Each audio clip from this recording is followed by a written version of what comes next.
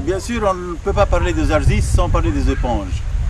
On ne peut pas parler de Akara, les habitants des Zarzis, sans parler aussi de leur activité principale, qui était la pêche aux éponges dans le golfe de Gabès, qui s'étend un peu de la Libye, enfin de la frontière libyenne, jusqu'aux îles Kerkena.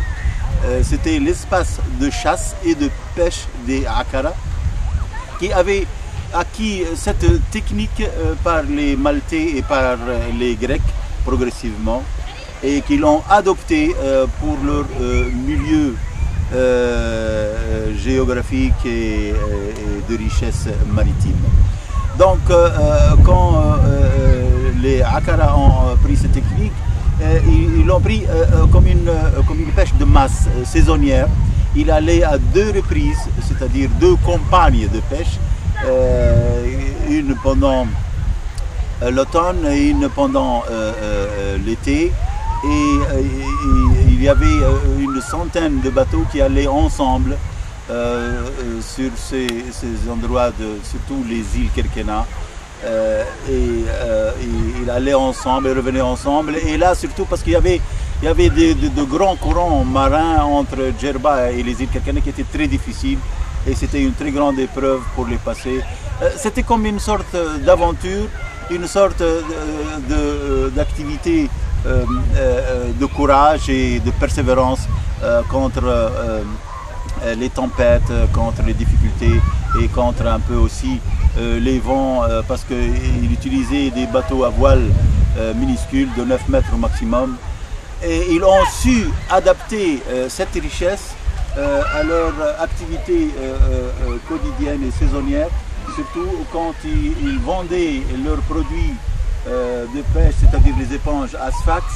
Et là, en contrepartie, il achetait des matériaux de production, des ustensiles, et aussi il achetait à Djerba des plants d'oliviers qu'il passait directement vers les terres fertiles pour les planter, et il ne revenait à la maison, c'est-à-dire au village, cette oasis maritime, il n'y revenait qu'après avoir fait et accompli tout un cycle de production et d'investissement du produit de ce travail. Donc il avait très bien réussi à adapter une richesse maritime pour faire la richesse des Zarzis sur la terre en plantant. Maintenant, on est arrivé à 1,5 million pieds d'olivier, une richesse inestimable qui fait la fierté de Zarzis. Ici, dans cet endroit, sur le littoral sud, il y avait 3 points de départ et 3 points d'arrivée, c'est-à-dire le port de Zarzis, le port traditionnel. Et il y avait ce port ici, le port de Knis, et le port de Ogla, qui étaient les principaux points d'aller et d'arrivée de nos pêcheurs avec leurs bateaux à voile.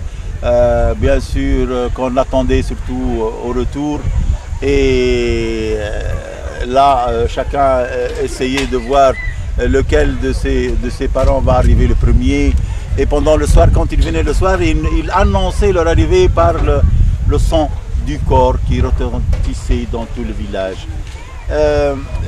En revenant, bien sûr, comme j'ai dit tout à l'heure, ils amenaient avec eux les matériaux de production, surtout les charrues, les bêches, les pelles, qui étaient bien sûr la manufacture de Sfax, les pourvoyers, mais aussi du pain sec, beaucoup de choses qu'on ne connaît pas ici dans le village.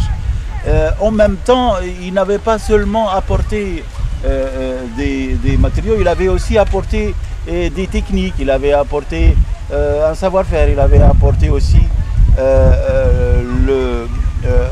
la volonté de la libération, c'est-à-dire la résistance, et même le parti politique Destour qui était le principal catalyseur de la lutte contre la colonisation, est venu à travers les pêcheurs qui ont apporté les adhérences et apporté toute l'idéologie.